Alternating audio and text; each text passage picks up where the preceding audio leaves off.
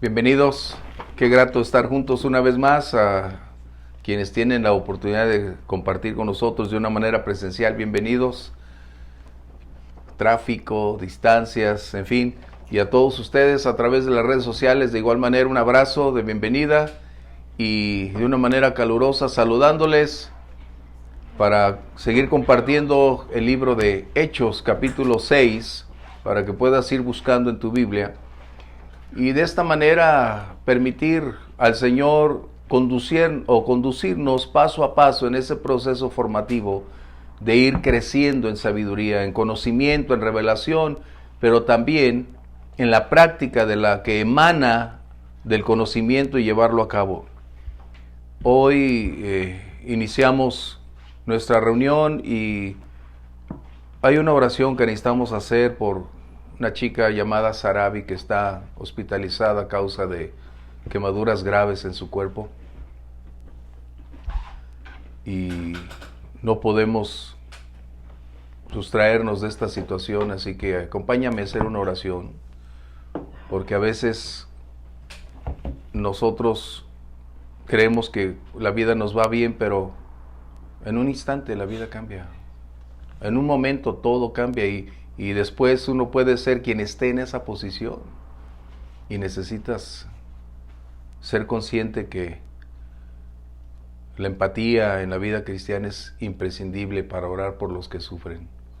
Acompáñame a orar y de esa manera iniciaremos nuestra clase también. Padre, te agradecemos la oportunidad de reunirnos.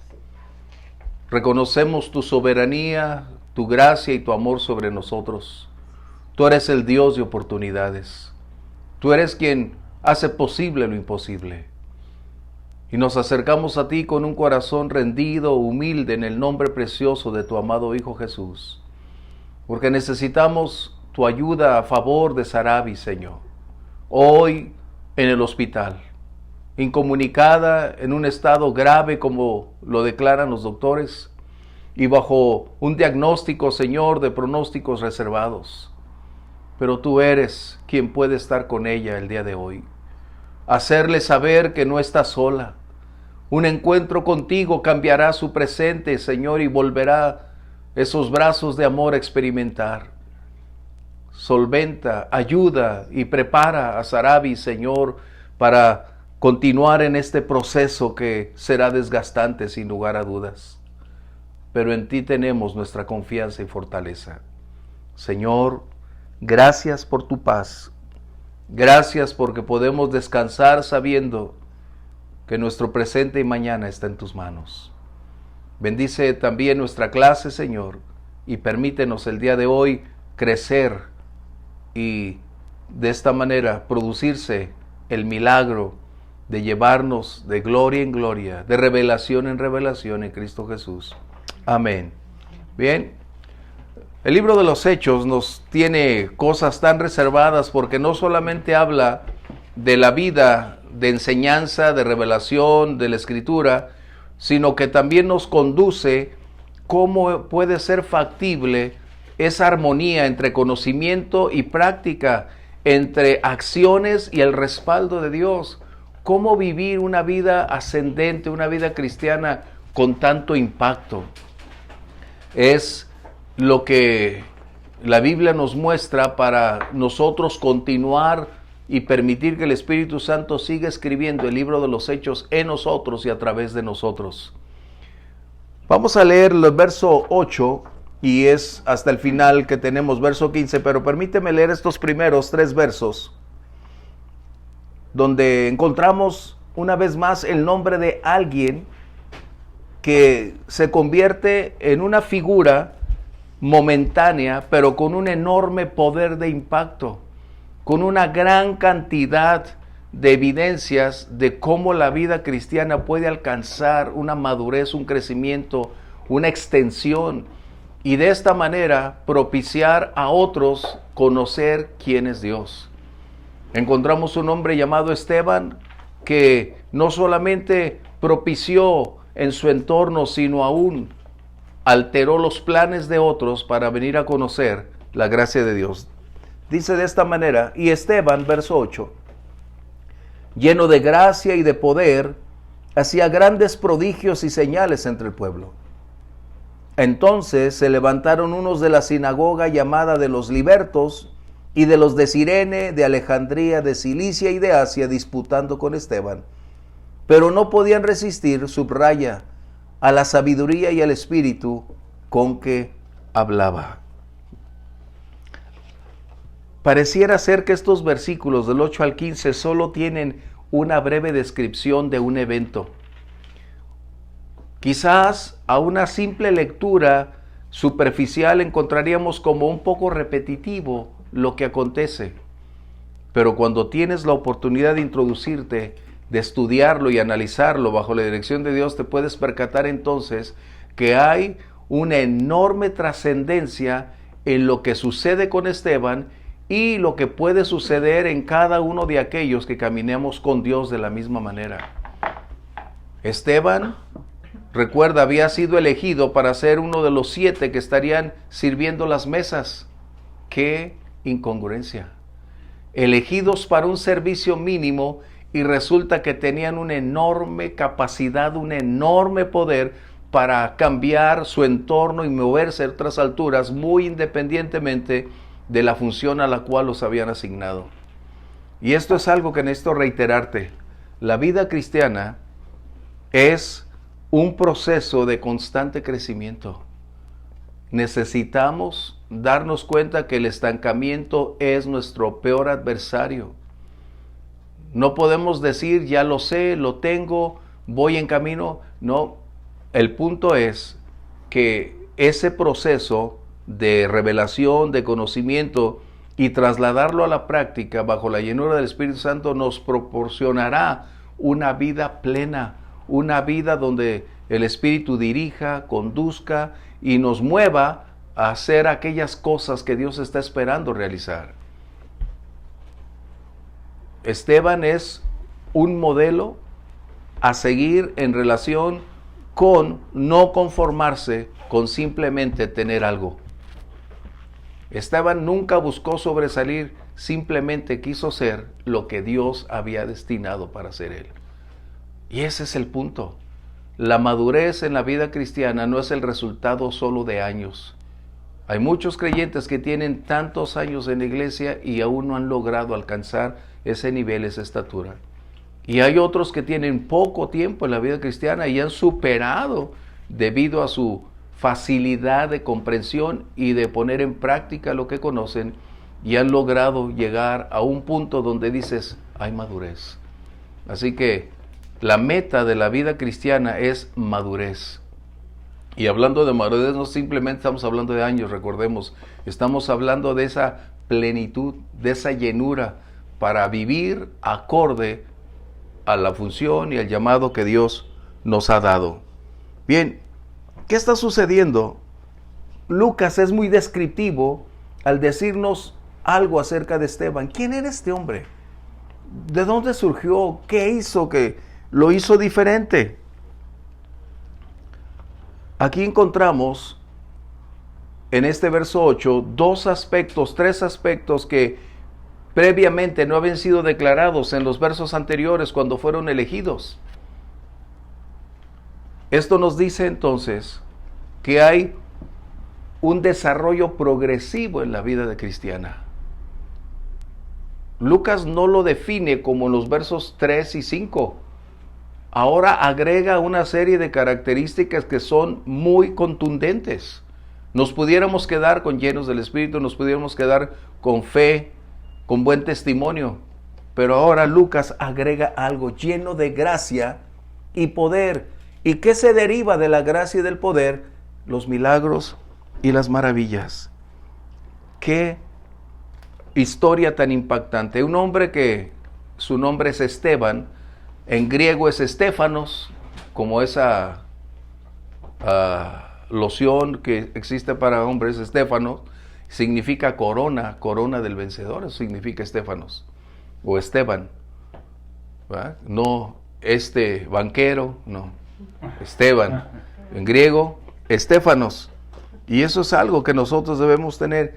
Lucas está colocando la razón por la cual está mencionando a Esteban.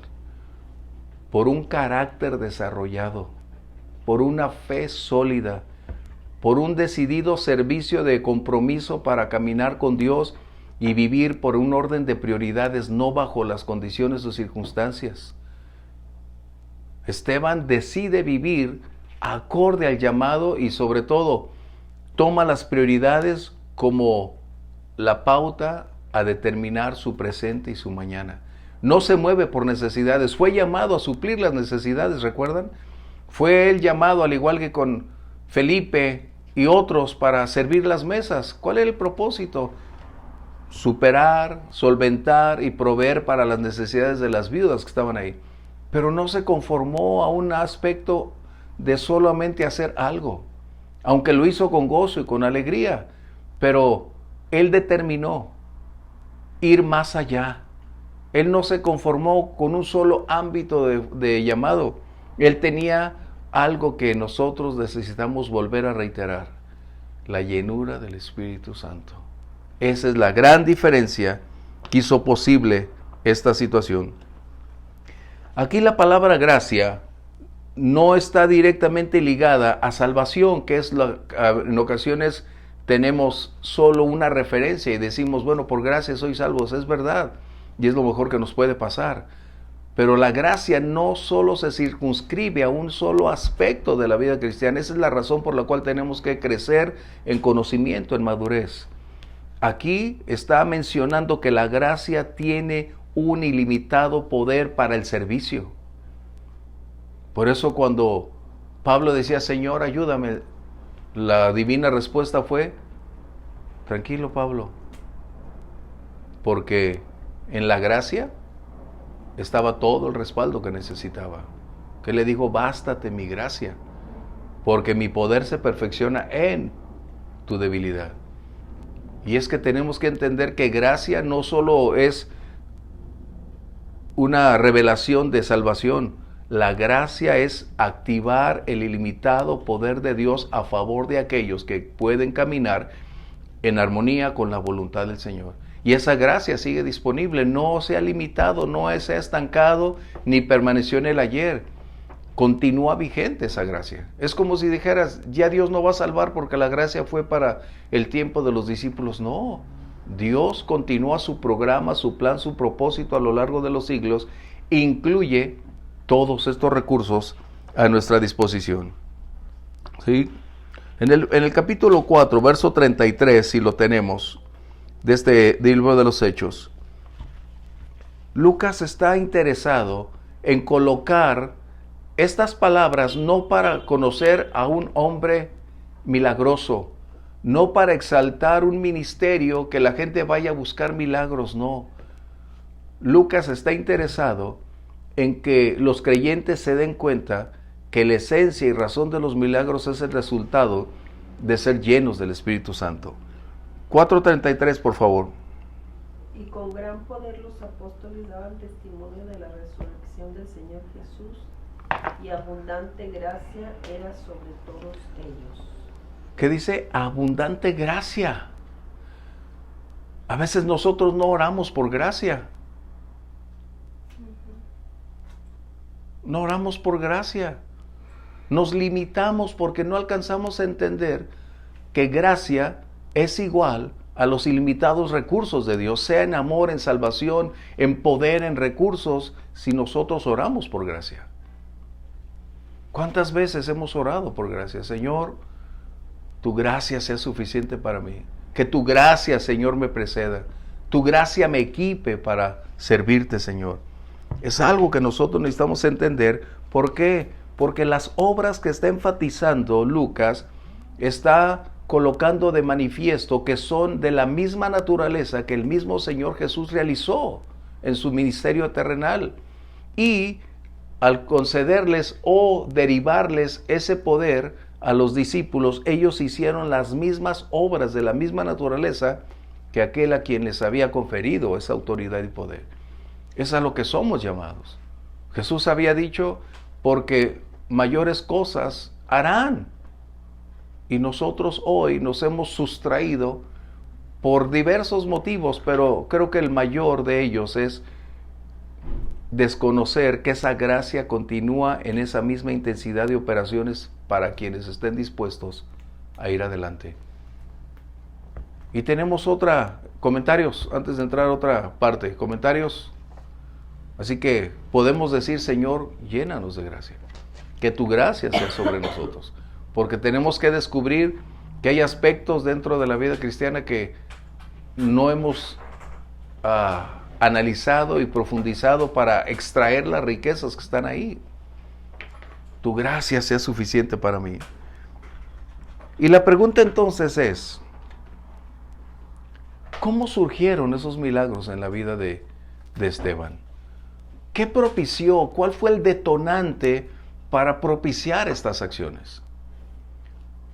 Y obviamente hay diversas posturas al respecto dentro del ámbito cristiano en relación con lo que más adelante a lo largo de la Escritura estaremos viendo. Pero algunos dicen, bueno, es porque cuando fueron dedicados o presentados al Señor para servir las mesas, les impusieron las manos y de esa manera les transmitieron, les confirieron el don. Pero en este caso no fue así.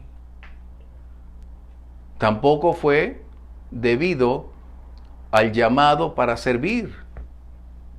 No fue ni por la imposición de manos. En este caso, aunque hemos visto y la Escritura nos va a revelar que hay momentos en que se imponen las manos y el Señor propicia, transmite, se concede, pero esto quiere decir que no solamente los discípulos, es decir, los apóstoles, tenían la capacidad de vivir en la vida de lo sobrenatural. Dios ha ampliado ese horizonte a todo aquel que esté dispuesto a caminar de esta manera. ¡Qué impactante! Porque los milagros no eran privitativos de la jerarquía eclesiástica, es decir, de los discípulos, no. Estamos entrando ahora en un parámetro donde tenemos que darnos cuenta que los discípulos solo fueron el principio, no fueron el final. Cuando el Señor dijo aquí, les doy autoridad sobre toda fuerza del enemigo y nada les dañará, no estaba hablando de los dos, estaba hablando de su iglesia, de quienes tú y yo conformamos el cuerpo de Cristo. Así que Esteban entonces es la evidencia de que no solo es la acción de lo sobrenatural por la imposición de manos o porque te van a elegir para un puesto de servicio, no. La causa principal por la cual él se movía mucho antes en la esfera espiritual era por ser lleno del Espíritu Santo. Por eso cuando fueron elegidos, ¿cuál fue el requisito? Ser llenos. Ser llenos. A veces nosotros creemos que si alguien impone las manos y nos confiere un don, no. El don procede de la fuente que es el Espíritu Santo.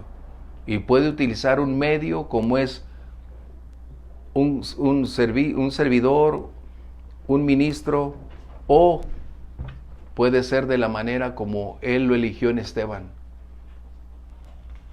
Y Esteban experimentó esa cantidad de acciones.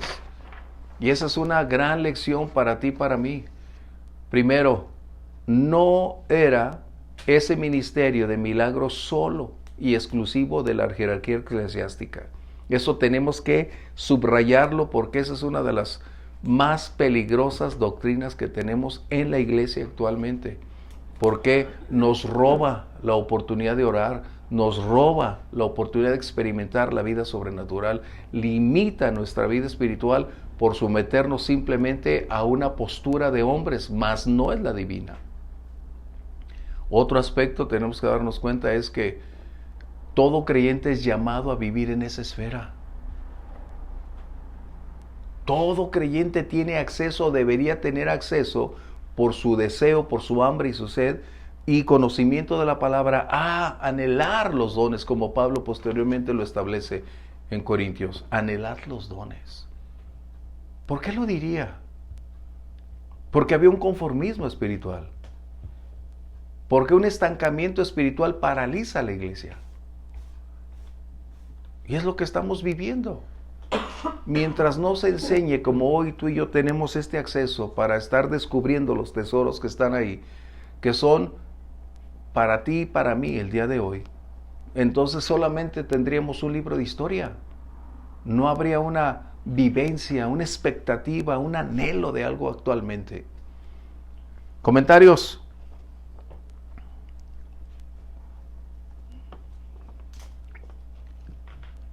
¿Qué sucede entonces? Mencioné que es un desarrollo progresivo. Tenemos de igual manera una revelación progresiva en el libro de Juan, capítulo 16, si alguien lo tiene. Juan 16, versos 12 al 13. Estamos hablando que debido a la revelación, al conocimiento y al determinar caminar en fe y decidir accionar bajo esa dirección, entonces cosas van a acontecer. No podemos pretender mantener la vida cristiana bajo un esquema donde somos los mismos, donde vivimos lo mismo, donde no hay acciones que superan nuestra realidad. No vamos a buscar condiciones sensacionalistas, eso debemos subrayarlo. No vamos a buscar ministerios milagrosos ni exaltar personas, no. Tenemos acceso a la fuente ilimitada que es la misma de ayer y es la misma de hoy, será la misma de mañana, pero la gran diferencia está en nosotros. Es como aquel cantante español que no me agrada, que dijo, ¿y dónde está el Dios de Elías? Más bien yo diría, ¿dónde están los Elías? Que es la gran diferencia. Por favor, pero a la gente le gusta, ¡ay, qué buen cantante español! Carente de doctrina, carente de teología. Y esa es una de las peores enseñanzas, déjame decirte. Porque se oye bonito, ¡ay, ¿dónde está el Dios de Elías? No, Dios está diciendo, ¿dónde están los Elías? Porque juzgamos las acciones creyendo que es Dios el que se limita y no nosotros los que nos limitamos. ¿Por qué Dios llamó a Elías? Primera de Reyes, capítulo 17, verso 1 dice, porque yo habito donde está la presencia de Dios. Él había elegido un estilo de vida característico, igual que Esteban. Vamos a leerlo. Bueno, Primera de Reyes, capítulo 17, verso 1, antes de entrar en esto. No lo teníamos escrito aquí, pero eso es lo que tenemos que darnos cuenta, que desde el Antiguo Testamento Dios es el mismo. Reyes 1. ¿Qué dice acerca de Elías? 17:1.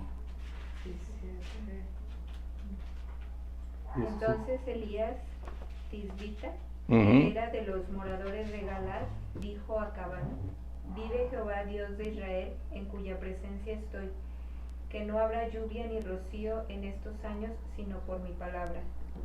Vive Jehová, ¿en qué? En donde su presencia me muevo. Yo habito donde Él habita. He determinado vivir en el lugar donde Él se mueve. En otras palabras, su naturaleza es la que amo y la que igual va a operar en mi vida. Pero hoy no queremos pagar el precio. ¿Estamos bien? ¿Comentarios? Así que entonces, no es el Dios. ¿Dónde está el Dios de Elías? Es donde están los Elías, es donde están los Danieles, donde están las Déboras. Esa es la gran diferencia. Por eso se distingue el Evangelio. Porque quienes, como Esteban, no se conformaron a la vida de rutina espiritual como los otros que ya no se mencionan, entre ellos Matías y el resto de los 7. Vivieron su vida, se puede decir, en el ámbito natural de su inercia del ministerio, pero no trascendieron porque se conformaron a ese ámbito. Wow, ¿no? Hablando entonces de revelación progresiva, vamos al libro de Juan 16, por favor. Comentarios sobre Elías.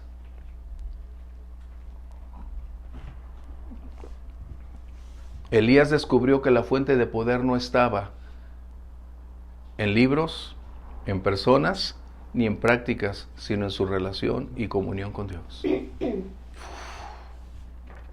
Eso a mí me ha impactado siempre de Elías, ¿no?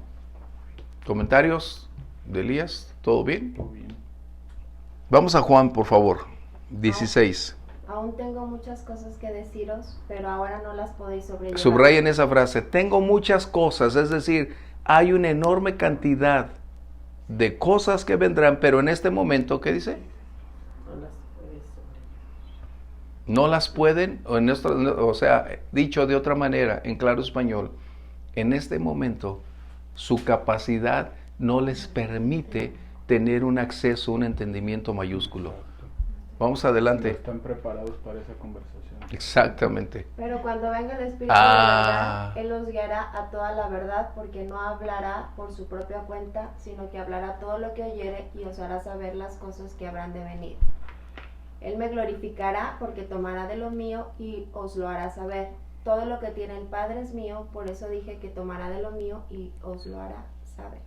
El Señor Jesús les estaba reiterando que era necesario un continuo aprendizaje, un desarrollo de una revelación progresiva. Recuerden, no es una nueva revelación, eso hay que puntualizarlo. Como alguien, Dios me dio una nueva revelación, prepárate porque esa no es de Dios. Dios no puede revelarte algo que ya está revelado en la Biblia. Lo único que está haciendo es esclarecer, abundar, mostrar, ampliar toda la revelación que conocías para hacerla enorme, y entonces eso se llama revelación progresiva, no nueva revelación. De igual manera, nosotros necesitamos esa revelación constante de crecimiento porque nos va a llevar a ese punto al que anhelamos, madurez, estabilidad. Por eso Pablo en otro momento dice, ya no sean niños fluctuantes llevados por todo viento de doctrina. En otras palabras, la inestabilidad espiritual es un síntoma inequívoco de la inmadurez espiritual. Cuando no, es que yo creo en esto hoy, mañana creo en esto y me muevo en... Mejor ya que estés maduro platicamos. ¿No? Eso es lo que está diciendo. Esto entonces lo estamos viendo en Esteban. Él estaba teniendo una continua revelación de la palabra, de la escritura. Él tenía una capacidad para poder comprender esos tesoros y su vida giraba para actuar, para accionar, para moverse en ese ámbito espiritual. Además de la revelación progresiva, el desarrollo progresivo de su vida espiritual, es decir, qué hacer con lo que el Espíritu Santo estaba colocando en él. Y eso es algo que necesitamos nosotros el día de hoy continuar. El secreto de la vida cristiana siempre será un constante crecimiento, una constante actividad de ir superando día a día lo que sé, lo que conozco y lo que puedo alcanzar el día de mañana. Por eso dice la Biblia, no se conformen, Romanos 12, no se conformen a los estándares de este mundo. Renueven su mente, renueven su capacidad para ir adelante. En otras palabras, nos está instando que debemos conocer cada día más a que en la eternidad lo veremos. Estamos en proceso de formación, de conocimiento, pero eso no implica quedarnos con los brazos cruzados. Hay quienes tienen años de conocer, de haberse convertido y todavía no logran alcanzar un nivel. A veces es por falta de orar y decir, Señor, ayúdame a crecer, a madurar. Pero otras veces por falta de disposición para hacerlo. ¿Sí? ¿Comentarios?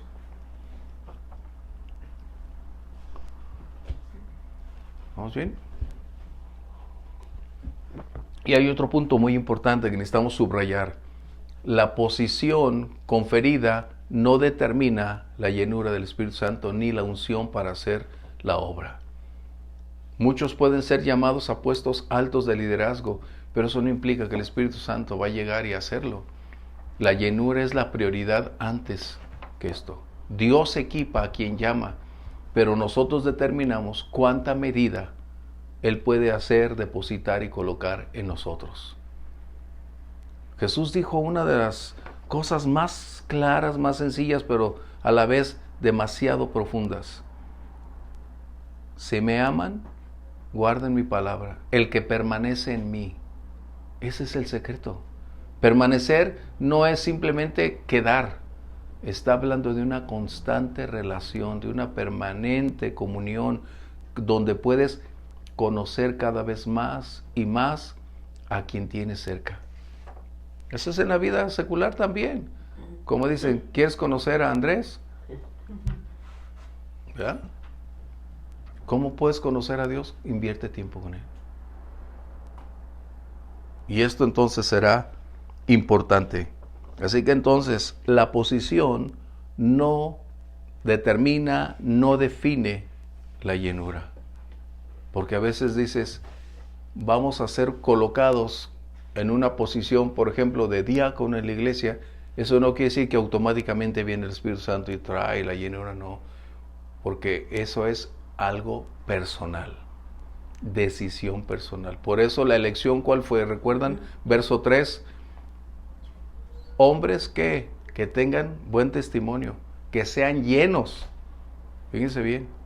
La llenura vino antes de la posición, no posterior a. ¿Estamos bien? Si el Señor me llamara de pastor, no, hombre, yo tendría la unción. No, eso no es así.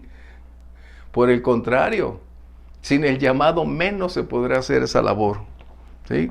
¿Comentarios?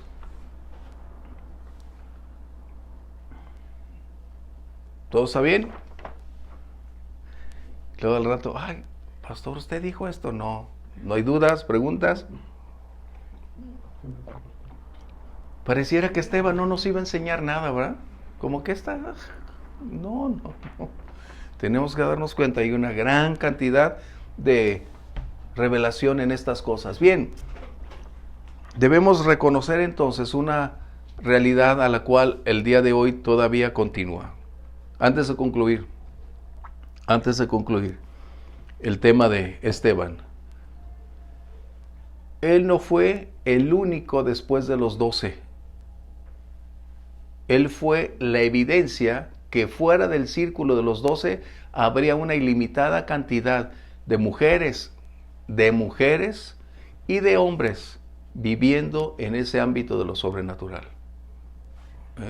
Para que lo tengan presente, esto es lo que tiene el libro de los Hechos, que nos va a ir enseñando que no es el sexo, es hombre o mujer con la disposición de vivir para servir a Dios. Así que Esteban también es el principio fuera del círculo de la jerarquía religiosa en mostrar que Dios estaba interesado en llenar a cada creyente para el servicio. Así que tú y yo tenemos acceso. Porque la era apostólica para muchos concluyó, pero la era del Espíritu Santo continúa hasta el día de hoy. ¿Sí? ¿Comentarios? Bien, vamos adelante entonces. Dice el verso 9 que hay un origen de una oposición. Y es que es tan importante que podamos darnos cuenta que el enemigo continúa en operaciones. Ese no da treguas. Ese no duerme. Ese siempre está buscando la oportunidad de generarle problemas a la iglesia, aun cuando la iglesia ni siquiera se da cuenta que esté por enfrentar un conflicto. Porque si algo tiene el enemigo, es que es sutil, es hábil, es agudo y siempre tiene un odio en contra de la iglesia. Y va a buscar personas, voluntades que se sumen a sus intereses para tratar de impedirle a la iglesia seguir llevando el mensaje precioso del Evangelio. Dice entonces, verso 9, que se levantaron unos de la sinagoga llamada los libertos. ¿Quiénes eran esos? ¿Qué representaban? Cuando yo escucho libertos, puedo decir, eran libres. Tenían la oportunidad de vivir sin los estragos del pensamiento de ese tiempo o bajo el yugo de la religiosidad de las prácticas, pero no. ¿Quiénes eran estos hombres? Ellos pertenecían o eran descendientes de quienes los romanos les habían llevado cautivos. Se habían convertido en esclavos, en prisioneros de Roma, y después de mucho tiempo, Roma decidió liberarlos dentro de su propio territorio que era Israel. Así que ellos se autodenominaban libertos como resultado de ser descendientes de prisioneros romanos que habían sido llevados uno a Roma, después colocados bajo ese terrible yugo, y ahora al ser liberados de sus cadenas, se autodenominaban libertos. Pero de libertos no tenían nada, vivían más en esclavitud que cuando estaban bajo la otra condición. Bien, ¿quiénes eran ellos? Ellos procedían del norte de África. Por ejemplo, Cirene y Alejandría eran parte del norte de África.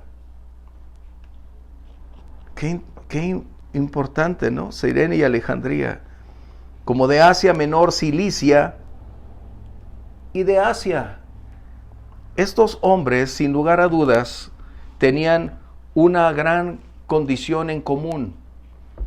Ellos eran helenistas, recuerdan, lo estuvimos viendo en la clase anterior, judíos helenistas, con una gran cantidad de apego al ámbito cultural, filosófico de la cultura grecorromana, invadidos por el pensamiento más de los hombres como Platón, Sócrates, de tal manera que ellos tenían mucho en común en ese contexto, pero eran muy tocados, o más bien eran muy rígidos en ciertas posturas, aunque no tenían toda la teología que se requería. Que de hecho Esteban viene de ese trasfondo. Recuerdan que los 7 que se eligieron eran helenistas. Esteban pertenecía a este contexto. Y es donde surge precisamente el conflicto, porque Esteban, igual que Pablo, deciden acudir a los suyos y compartirles el mensaje del Evangelio. Así que no solo se dedicó a servir las mesas, compartía por las calles, compartía en donde se abrían las puertas, milagros y maravillas eran parte del ministerio de Esteban. Cuando comparte a los suyos, es decir, a los libertos, ahí había un hombre también, Saulo de Tarso. Saulo de Tarso. Vamos a ver, capítulo 21, verso 39. Y vamos a encontrar a este hombre que sin lugar a dudas pertenecía a los libertos en relación a la sinagoga, mas no al movimiento liberto, porque él era fariseo. 21:39 y 22:3, por favor. Entonces dijo Pablo: yo de cierto soy hombre judío de Tarso, ciudadano de una ciudad no insignificante de Cilicia, pero te ruego que me permitas hablar al pueblo. ¿De dónde era? De Cilicia. Por eso es que su nombre era Tarso. Por eso era conocido por su nombre y su origen, el lugar donde él había nacido. El 22:3, por favor. Yo de cierto soy judío, nacido en Tarso de Cilicia, pero criado en esta ciudad, instruido a los pies de Gamaliel, estrictamente conforme a la ley de nuestros padres, celoso de Dios, como hoy lo sois todos ustedes. Pablo está dando parte de su antecedente y no niega dónde había estado, pero nos revela entonces que el principio del ministerio de Esteban, él estaba presente. Simplemente porque se había tendido una trampa tan bien elaborada para conducir a Esteban a un conflicto donde iba a ser atrapado por la predicación, pero ya existía una metodología para tratar de eliminar a quien representaba una de las voces más poderosas para hablar en defensa del Evangelio. Solo había un hombre con tal capacidad de agudeza y maldad para poder colocar una trampa con una autoridad que le era entregada para propiciar, levantar a otros en contra de Esteban. Y lo vamos a ir viendo. ¿Sí? Pero ¿cuál era el punto? Dice, terminando el verso 9, disputando con Esteban, pero no podían resistir a la sabiduría con que hablaba. ¡Wow! No podían hablar porque sus argumentos no les propiciaban cambiar la manera de pensar de Esteban. Pero hay algo que es muy importante, y quizás voy a sonar muy fuera de contexto. Pero Esteban tenía una capacidad para predicar en diferente manera y más profunda, más impactante y más intensa que los discípulos. O sea, se escucha duro. Pero los discípulos solo habían tocado el tema muy superficialmente acerca del Mesías, de su obra. Pero Esteban está tocando el punto con mayor intensidad debido al escenario donde se desenvuelve y coloca a través de la predicación todos los contextos que te hacen ver que la revelación del Espíritu Santo estaba obrando en él de una manera poderosa para manifestarle a ese grupo de hombres que habían tomado autoridad, que era el Sanedrín, mostrarles su error, cómo habían fracasado en tratar de apagar la voz y la obra del Mesías. Ninguno de los discípulos fue llevado hasta este momento a confrontar una realidad. Ellos predicaron en el nombre del Mesías, en el nombre de Jesús, pero ahora Esteban se encuentra compartiendo la realidad de que lo obsoleto del Antiguo Testamento llegaba a su conclusión, que el sistema levítico sacerdotal estaba por concluir. O sea, Esteban estaba años adelante en la predicación. Esteban había tomado las Escrituras y mostrarles que no solo se habían cumplido en el Mesías, sino que ahora ya el Evangelio se convertía en el mensaje de Dios para judíos como para gentiles, que ya la ley no tendría más que ver hablando ceremonialmente con ellos, que ahora habría cambios radicales en el aspecto del pueblo judío. Pero tenemos que entender tres aspectos muy básicos del pueblo judío por el cual ellos eran tan críticos, tan rudos, tan negligentes, tan ásperos. Había tres cosas que ellos defendían. La primera era la promesa de la tierra. Lo que Dios le dijo a Abraham en Génesis 12, a ti te dará esta tierra y a tu descendencia. Ellos creían que eran los herederos de la tierra y por lo tanto nadie les relevaría de la tierra de Israel, que era para ellos su Canaán. La segunda era acerca de la ley, es decir, la Torá, la enseñanza, lo que Moisés había recibido de parte de Dios, e instruirles acerca de los caminos de Dios. Ellos pretendían ser los únicos guardianes de esa palabra, pero su problema no era ser los guardianes, era su escasa capacidad de teología para compartir y entender las verdades eternas. Que de hecho el mismo Señor Jesús en el Evangelio de Juan, cuando está hablando con la samaritana, le dice, porque la salvación viene de los judíos. O sea, el Señor Jesús establece, consolida y confirma las promesas hechas. Pero el conflicto radicaba en la mala captación y enseñanza de la Escritura, porque estaban tergiversando la Escritura, no estaban reconociendo el tiempo de su visitación, no habían entendido quién era el Mesías. Y la tercera cosa que para ellos era vital, imprescindible, era el templo. El templo para ellos era el lugar de encuentros, el lugar donde Dios se manifestaba, donde Dios había determinado que ahí sería el tiempo de adoración. Pero Esteban está enseñando entonces que eso está por cambiar, que Dios no está limitado a una condición física. Más adelante encontramos en este libro que Pablo dice, Dios no habita en templos hechos de manos de hombres. Lo que estaba mencionando es que hay una nueva adoración, una nueva forma de hacer las cosas debido a la nueva relación que se tiene con Dios. Es esa una de las condiciones más críticas que los helenistas, los hebreos y aún los libertos estaban enfrentando. Ellos estaban pensando que era una blasfemia lo que Esteban compartía. ¿Cómo que la ley dejará de ser? ¿Cómo el sacerdocio cesará? ¿Cómo es que ya no vamos a tener este templo? Recuerden, el Señor Jesús lo dijo. Vamos a leer en Juan 2, versos 19 al 21.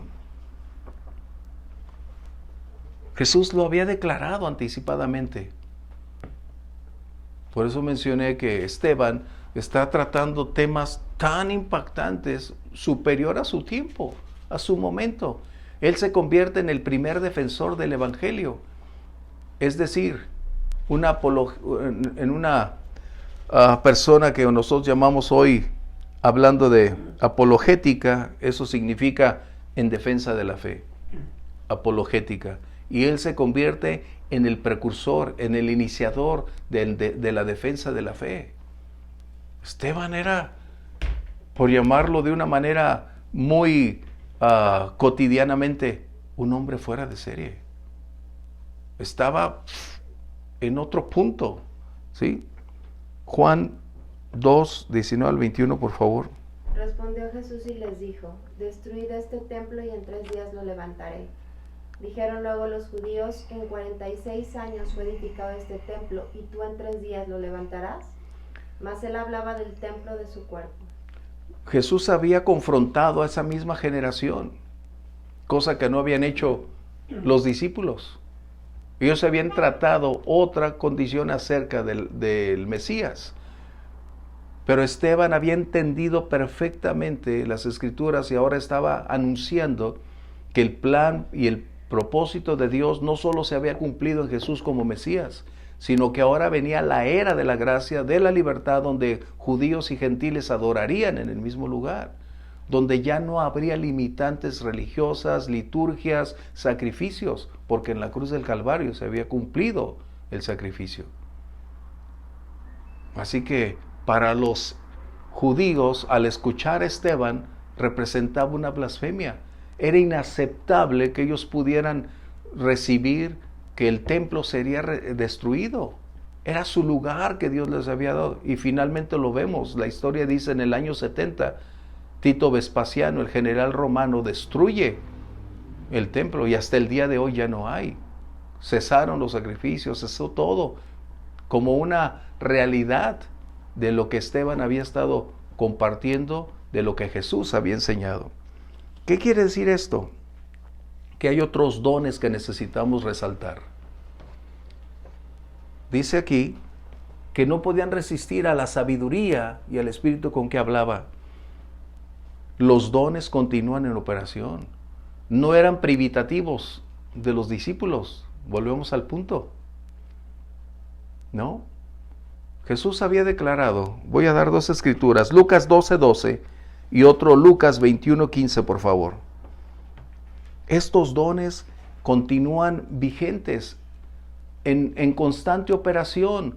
Son parte del legado del Señor para cuando las condiciones adversas se presentan, y es donde uno puede clamar y hacer uso de esos dones. Lucas 12:12, por favor. Porque el Espíritu Santo os enseñará en la misma hora lo que debáis decir. La fuente, una vez más, como la fuente de revelación, el Espíritu Santo sigue operando. No se restringe, no lo limitan las circunstancias, por el contrario, las condiciones adversas son los vehículos para manifestar la intensidad, el poder y la deidad actuando el día de hoy. ¿Sí? El siguiente, 21:45, por favor. ¿45 o 15? 21:15. Porque yo os daré palabra y sabiduría, la cual no podrán resistir ni contradecir todos los que se opongan. ¿Quién la da? El Señor. Esto quiere decir entonces que es un don procedente de lo alto para equiparnos en el tiempo de necesidad. Si negáramos los dones, estaríamos entonces negando la veracidad de la palabra de Jesús. Porque Él dijo que esto sería una realidad. ¿Bajo qué condiciones? Extremas, críticas, cuando se está bajo persecución, cuando hay necesidad de dar respuesta en medio de crisis o tiempos adversos. ¿Comentarios? ¿Comentarios? de que nos están hoy compartiendo? Saludos. ¿Hay comentarios? No, saludos. De Gerardo Rodríguez, Lorena de León, el hermano Gámez, Iván.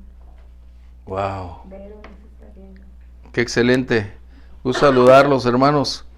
Pues bien, además del origen de la oposición, viene como siempre una oportunidad cuando se tienen recursos, una mente aguda para lo malo y el respaldo de autoridades para cumplir esta condición. Se hacen 4 acciones en contra de Esteban.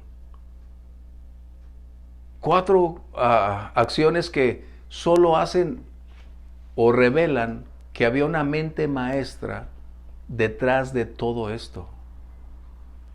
Y el único que tenía esa capacidad, esa fuerza, el respaldo de la autoridad religiosa para lograr su propósito, era un hombre llamado Saulo de Tarso. Él era la mente brillante para tratar de contrarrestar el Evangelio. Y no lo podemos negar porque el mismo Saulo posteriormente en su testimonio declara que él perseguía, que él estaba presente, que él era la mente creativa que propiciaba a los cristianos desistir o hacerlos desistir de caminar con él. Así que hay 4 cosas, como dice aquí, vamos a leerlas por favor, porque el tiempo nos gana. Primero, dice el verso 12.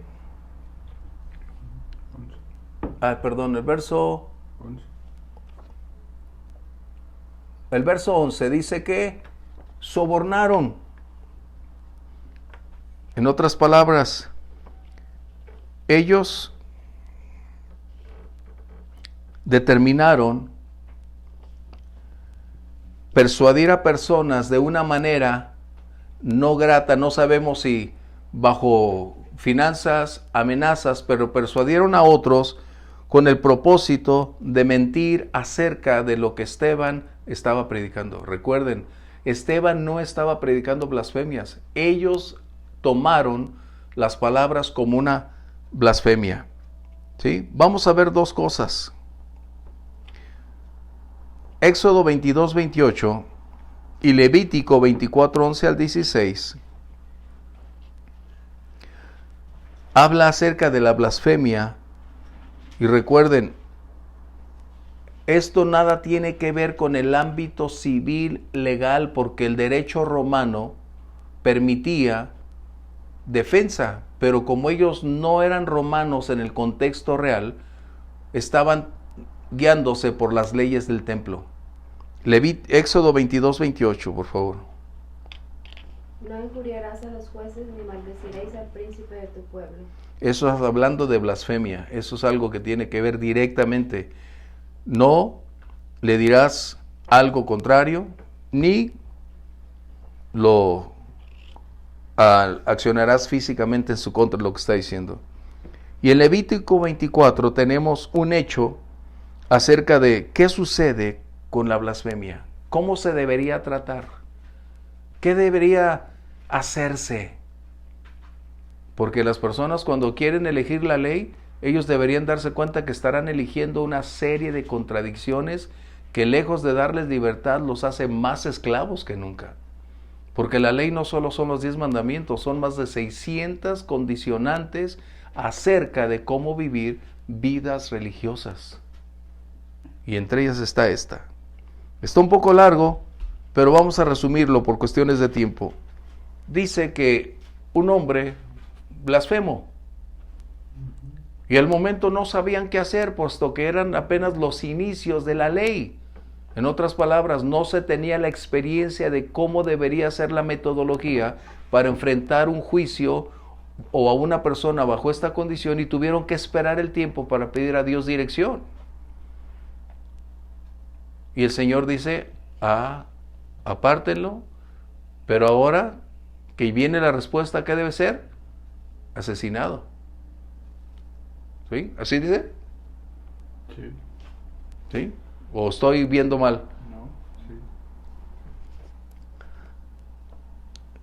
Esta era entonces la sentencia que estaban tomando en contra de Esteban. Recuerden, no era el gobierno civil. Estamos hablando de el templo, el Sanedrín, con sus leyes religiosas para enfrentar esto, aunque ellos no tenían el derecho de quitar la vida. Pero como en todos lados la corrupción se pone de manifiesto. ¿Sí? ¿Comentarios? Así que entonces persuadieron a estas personas a mentir. Verso adelante, dice verso 12. Eso significa que incitaron a las personas, al pueblo. ¿Para qué? Para colocar a Esteban bajo una crisis donde estaban mostrando por la fuerza lo que eran capaces de hacer. El otro punto, forzaron e inhibieron la libertad de Esteban. En otras palabras, se lo llevaron en contra de su voluntad. ¿Dónde hemos oído eso? Se lo llevaron en contra de su voluntad. Qué increíble, que los libertos eran más esclavos que los esclavos, que los libertos no tenían ni conocían la palabra libertad, porque lejos de concederle la libertad de elección a Esteban, lo llevaron preso.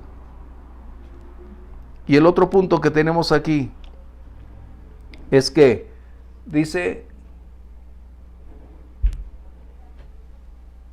pusieron testigos falsos, verso 13.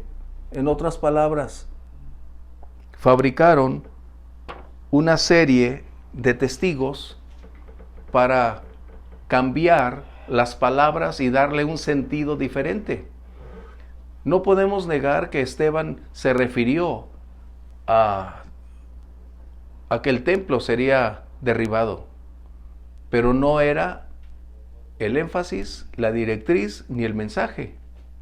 Pero ellos lo tomaron y lo tergiversaron para acusarle acerca de las tres cosas que mencioné: la tierra, la ley y el templo. Así que ahora nos encontramos con una nueva condición. ¿Cuál? Que ahora estaba Esteban a punto de ser llevado a juicio. Pero hay algo que necesitamos consolidar. La violencia es la expresión de la intolerancia. ¿Cómo puede una autoridad religiosa entrar bajo ese contexto?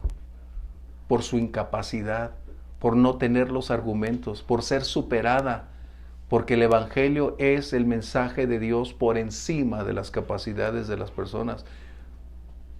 El Señor cumplió las promesas hechas a los padres y ahora el plan de Dios continuaba hacia adelante y el pueblo judío hasta el día de hoy no lo ha entendido. Continúa en tinieblas, continúa viviendo bajo sus propios esquemas. Dios los ama, pero Dios desea llevarlos a la victoria. Y nosotros necesitamos continuar adelante. Bien, para concluir nos vamos al verso 15. Y de esta manera lo haremos. Todos los que estaban sentados en el concilio, ¿recuerdan cuál era el concilio? El Sanedrín. Y los ojos estaban todos puestos ahí. Si ellos tuvieran un poquito de memoria o de conocimiento de lo que aconteció en el monte, vamos a ir a este texto, Éxodo 34, verso 29 y verso 35. Lo que Esteban 29 anunciaba era el cumplimiento de las promesas, la realidad del Mesías, la obra consumada en la cruz del Calvario, y ahora se establecía que el sistema sacerdotal levítico estaba concluido, que la ley ceremonial llegaba a su final, porque la ofrenda había sido puesta en Jesús. Pero el pueblo no tenía ni la más mínima idea porque sus líderes de igual forma no tenían el conocimiento puesto que no querían tenerlo. ¿Sí? Si hubiesen recordado lo que Moisés experimentó cuando descendió del monte. Verso 29, por favor, de Éxodo 34. Y aconteció que descendiendo Moisés del monte Sinaí con las 2 tablas del testimonio en su mano, al descender del monte no sabía Moisés que la piel de su rostro resplandecía después que hubo hablado con Dios. ¿Qué sucedió? Había algo distinto que pertenecía a otra esfera, por llamarlo de una manera, de otro mundo. Moisés no se había percatado que la comunión con Dios había propiciado hasta un cambio en su propia esencia y naturaleza. Había un brillo que para muchos representaba un temor, pero era la evidencia de haber estado con Dios. Cuando el Sanedrín coloca sus ojos en Esteban, no encontraron odio, no encontraron palabras amenazantes, no había un carácter agrio diciendo cosas en contra. Lo que pudieron encontrar fue que cuando la llenura del Espíritu Santo está en alguien, entonces puede emerger esa condición que les sorprendió. Y no porque tiene que ser así hoy con todos los creyentes, pero era una evidencia más para el Sanedrín que las Escrituras se habían cumplido en la vida de Esteban. Verso 35 del capítulo 34, por favor.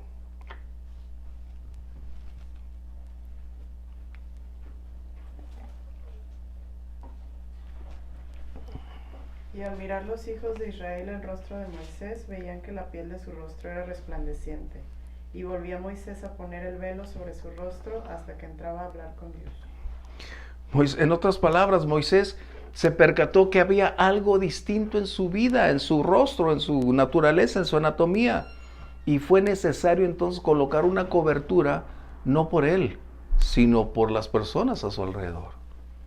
Si el Sanedrín, el sumo sacerdote que debería ser el conocedor de la Escritura, el que supuestamente recibiría la revelación, si hubiera estado Gamaliel en esa reunión, aquí no se nos dice que estaba Gamaliel, si hubiera estado ahí el conocedor de la ley, quizás pudo haber relacionado ese evento, ese momento para decir, no puede ser. Estamos viendo físicamente lo que se nos dijo, lo que una vez nuestros padres en la antigüedad vivieron y palparon. Un rostro brillante, un rostro radiante que no era más que el destello de algo sobrenatural. Pero ninguno pudo ser capaz de descubrir que eso procedía de Dios como un testimonio más de que Dios es el mismo de ayer, de hoy y de siempre. Así que hoy podemos decir entonces que Esteban está a punto de enfrentar una de las más grandes pruebas, y el capítulo 8 es uno de los más emocionantes en el libro de los Hechos que vamos a tener. Es un capítulo que es el parteaguas entre el antes y el después. El capítulo 8 será definitivo para el desarrollo de la predicación del Evangelio. Bueno, concluimos. Aportaciones, comentarios.